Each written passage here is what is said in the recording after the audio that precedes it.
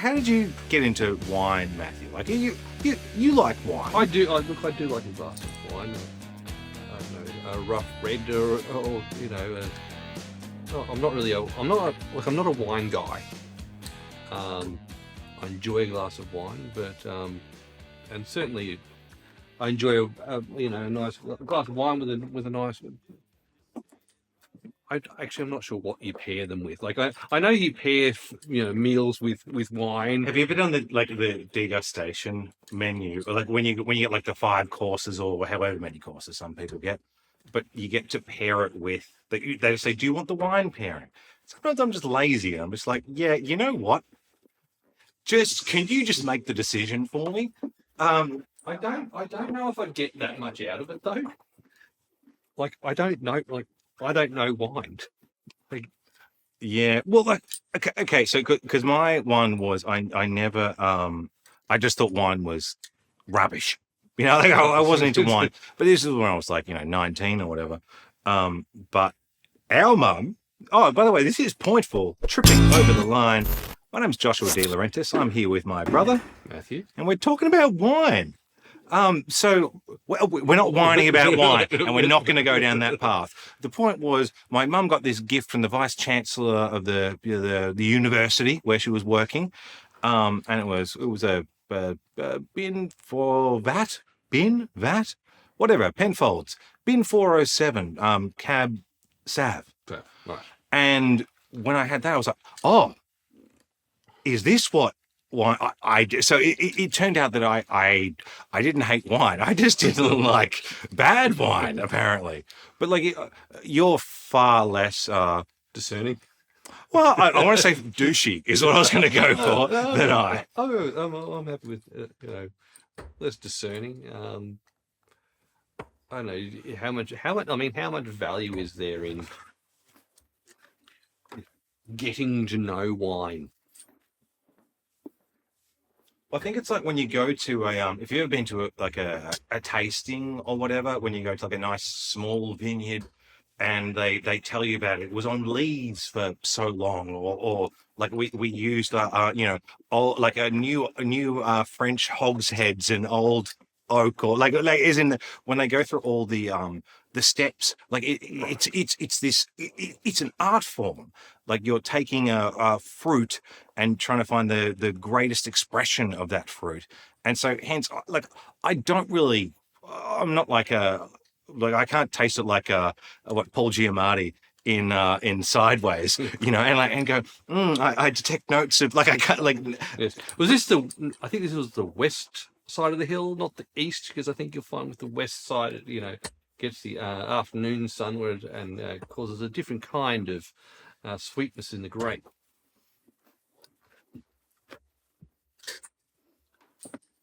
So I think it's just like there was a wine dude. I'm trying to remember the place.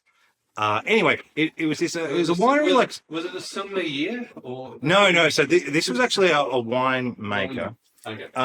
And he was telling the story about, like, this was just like me and a friend were at the wine tasting, right? And the OG, like this old dude who had an awesome old dog, was telling the story about how he went about making the wine, and said that you have to, like, there was an expense to, if you want to make an award-winning wine, you must use a French oak, or like, isn't like the barrels that you use, right, was basically a requirement, because the people who rate the wines or yes, give you awards, they can tell whether or not it was French oak.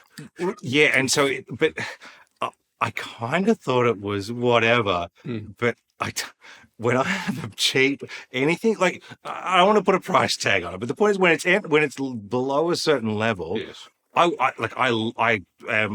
a bargain hunter, right? Yes. I love a bargain, but I just will drink it and it will just like not. It won't adhere to my palate whatsoever. Whereas for me, I will be perfectly fine with it. I'm even more of a bargain hunter than you. Well, I don't know about bargain hunter, but we'll go with that. But I've never been particularly exposed to there are levels of wine, but if I don't know that I'm missing something and it's, palatable.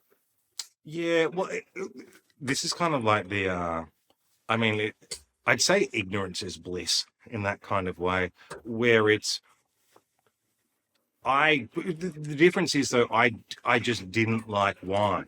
Before I had that wine that I was talking about before with our mum, I just thought wine was yuck. Again, yeah, I was a kid, but still, it was still that.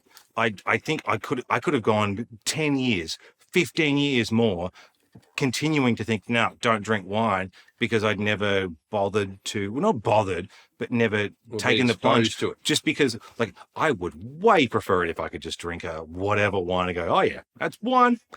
Get around it, that would be great to me. Obviously, it'd be better financially anyway. But have you found so we'll talk to our viewers. If you found a bargain wine, let us know. Tell us about it, because I bought a wine guide. Actually, I didn't buy one. It was gifted to me. Yeah. And I used to read it a whole bunch because I wanted to get to know a bit more about wine. And he was a big fan of finding the bargains. So, if you know about any bargains going around, let us know, because I'm not a snob. Like, it doesn't have to be a certain price or anything. I just want it to taste like to agree with me, because it's a thing about, it's like with any art, which I consider wine to be like winemaking to be an art form. It's in the eye of the beholder. All the taste buds is the taster. I mean, yeah. I mean that'd be a hell of a lot better. Yeah. But then again, I suppose there's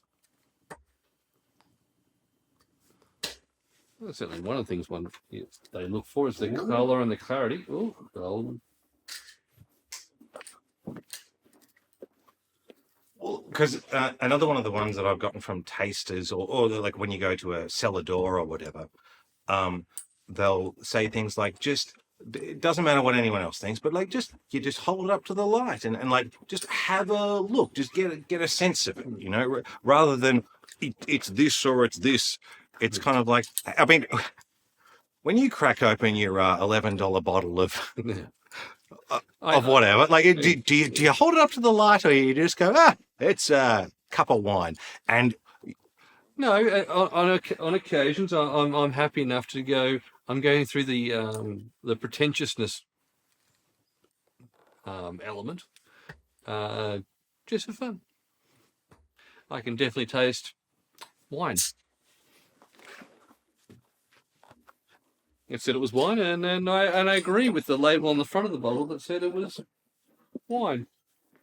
Well, so you have seen Matthew has seen Sideways. I'll let him try and have a throw without having to talk for a little bit, because it is so like I only found this out recently. So, I mean, I did know about the sales of Merlot tanked, and the sales of it did happen. Yeah, it was a thing. I would, yes and no.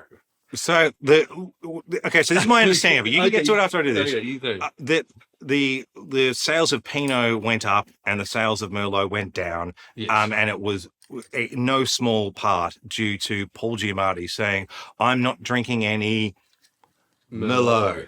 And I always thought it's because he hated Merlot, but in the last scene, or like a late scene, when he goes into like a burger joint and he's having his like this extremely expensive bottle of wine, like out of a paper cup, because that was the moment of a great wine is when you have it. Yes. It doesn't have to be a specific thing. That was one of the themes of the film. Yes, but I didn't realize until recently. It's like someone posted something, right? Yeah. And I read into it.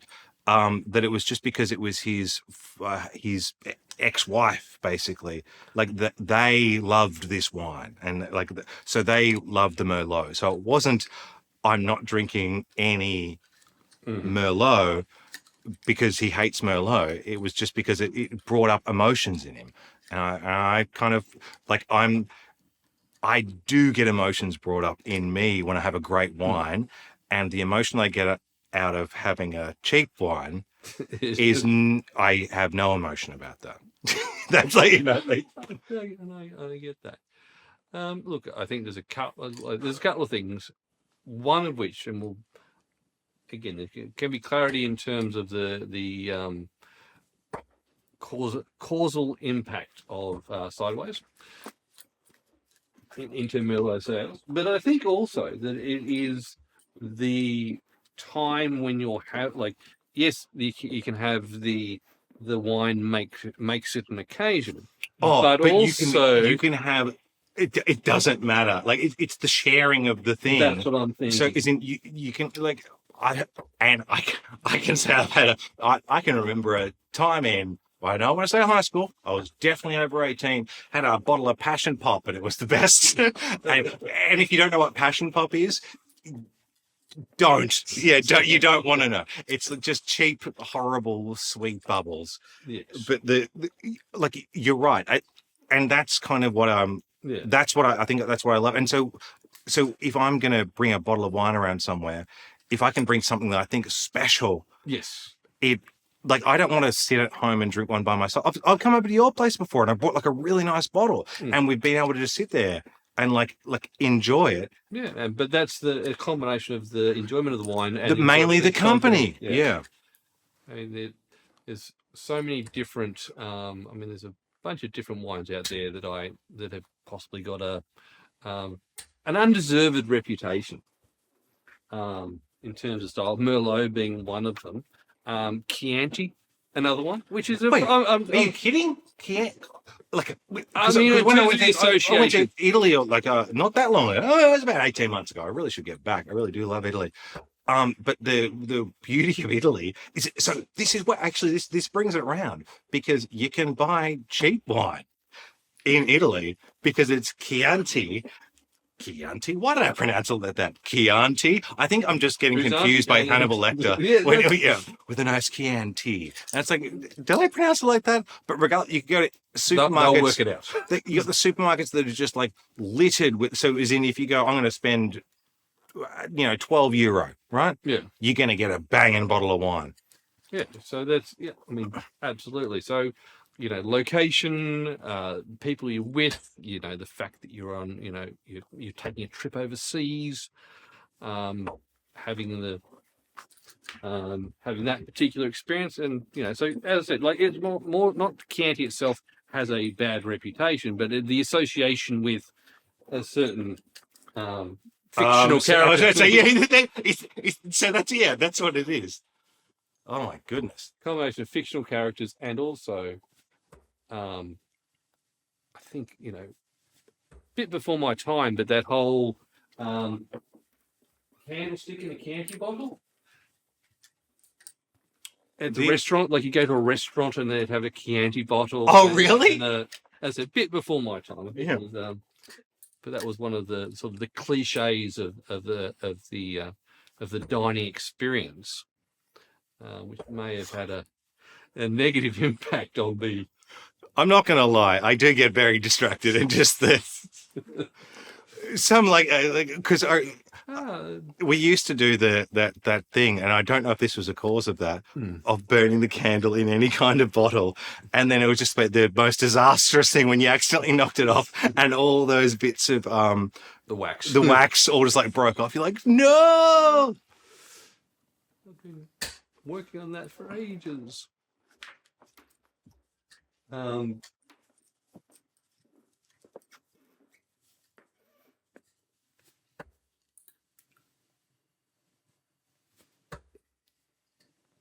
was really hoping Matthew was going to get 180 then, because he needed 180 to get out. And it's like, and I know that if he got the second 60, he was going to go for the third regardless. Like even at his at his own detriment, he was going to go for it. And God bless you, because I know you would have.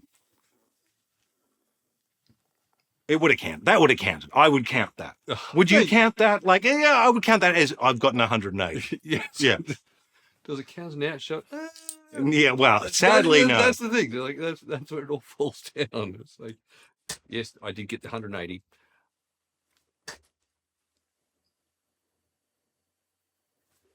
In company with, with evidence of me having done it.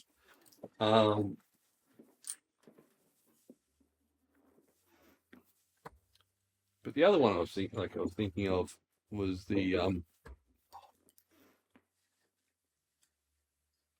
Tell you what, this game's getting pretty close.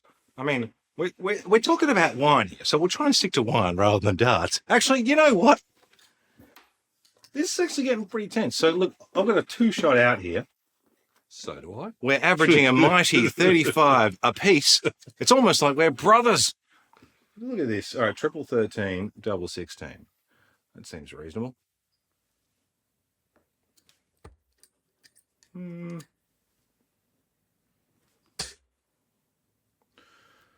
Ooh. I really thought that 7 was in.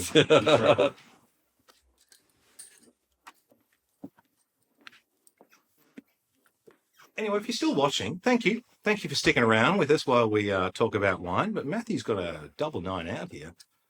He can do it. So, yeah, take a breath.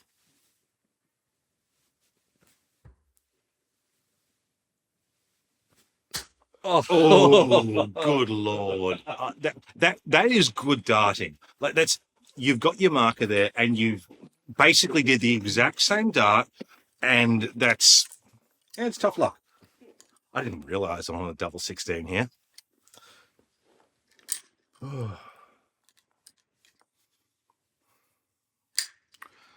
Take a breath.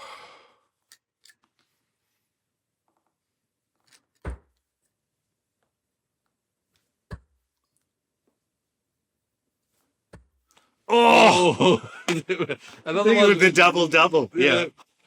Another one of the occasions where you needed the exact same dart in the exact same spot. Just got one dart done.